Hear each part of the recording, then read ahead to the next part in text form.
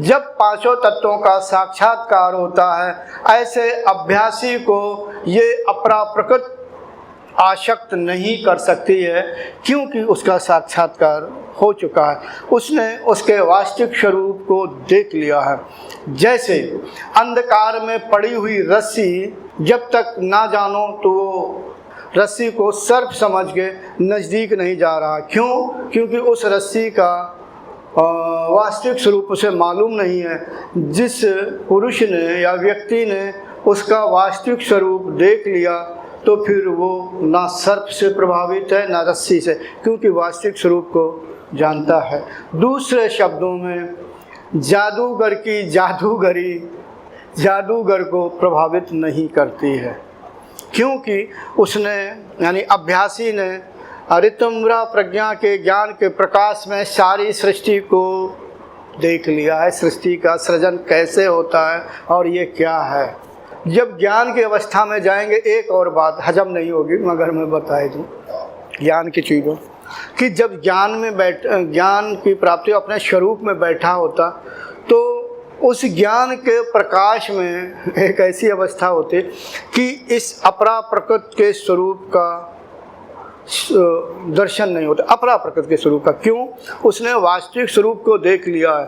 तो जिसने अपरा प्रकृति का साक्षात्कार कर लिया है, मैं अपरा प्रकृति की बात कर रहा हूँ, का साक्षात्कार कर लिया, इसके पांचों तत्वों का साक्षात्कार कर लिया, उसके लिए वो नष्ट हुए के समान है, मगर अन्य जीवों के लिए अभी उपस्थित है और वास्तविकता को भाषित कराती रहती।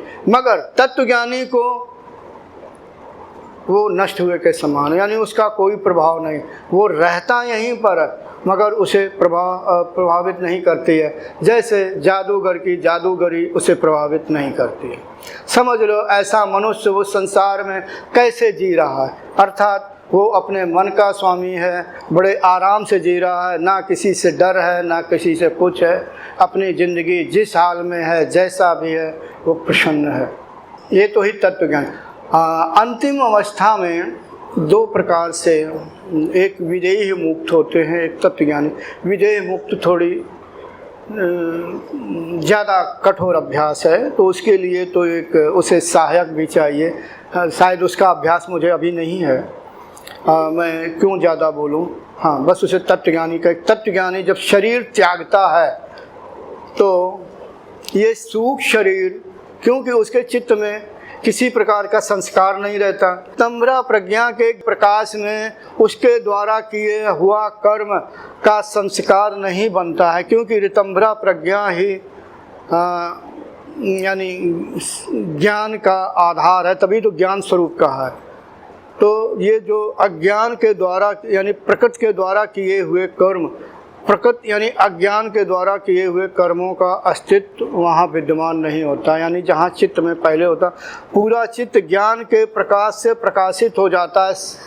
साधको ये अभ्यासी ही समझ सकता है, यानी पूरा चित्त एक विशेष प्रकार के प्रकाश से युक्त हो जाता है।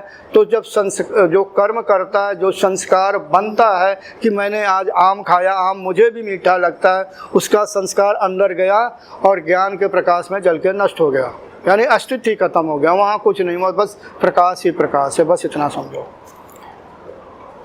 जब शरीर त्यागता है तो उसके चित्त में किसी प्रकार के संस्कार नहीं हैं, सिर्फ एक होते हैं।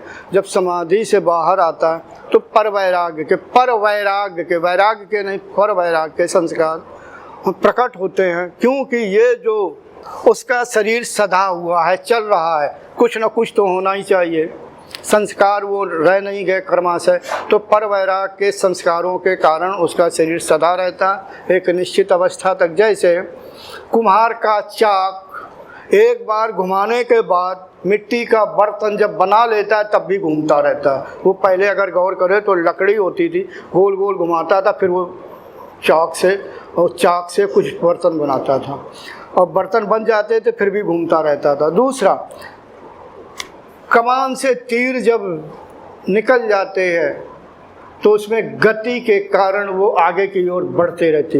बंदूक से गोली जब आगे की ओर बढ़ती है तो क्या उसमें गति लगी होती। इसी तरह से तत्वज्ञानी जबकि साधना पूरी हो जाती, जो वो जीवन जी रहा होता है, तो प्रारब्ध के गति के कारण, जो प्रारब्ध लेकर के आया पिछले, उसकी गति के कारण उसका शरीर सधा हुआ है। जब गति पूरी हो जाएगी या शांत हो जाएगी, जैसे तीर गति कर रहा होता है एक जगह, जब गति खत्म हो जाती है या पूरी हो जाती है तो तीर गिर जाता है। ऐसे ही तत्वज्ञानी का शरीर गिर जाता है, अर्थात शरीर को छोड़ देता है। जब छोड़ता है उसमें ये फर्क, एक सामान्य व्यक्ति में, एक तत्वज्ञानी में ये फर्क होता है। तत्वज्ञानी जब अपना स्थूल शरीर छोड़ता है, जो उसके अंदर सूक्ष्म शरीर भरा होता, तो योगाग्नि के द्वारा उसका सूक्ष्म शरीर तुरंत शरीर को छोड़ते ही उसी क्षण, कोई काल बीच में कोई समय नहीं है, यानी उसी समय योगाग्नि के द्वारा जल के भस्म हो जाता है और अपने महाकारण शरीर से ऊपर की ओर चला जाता। महाकारण यानी मैंने अभी कारण बताया था, कारण शरीर का विकास कर लेता है तो ईश्वर के चित्त में अंतर्मुखी हो जाता तत्वज्ञानी।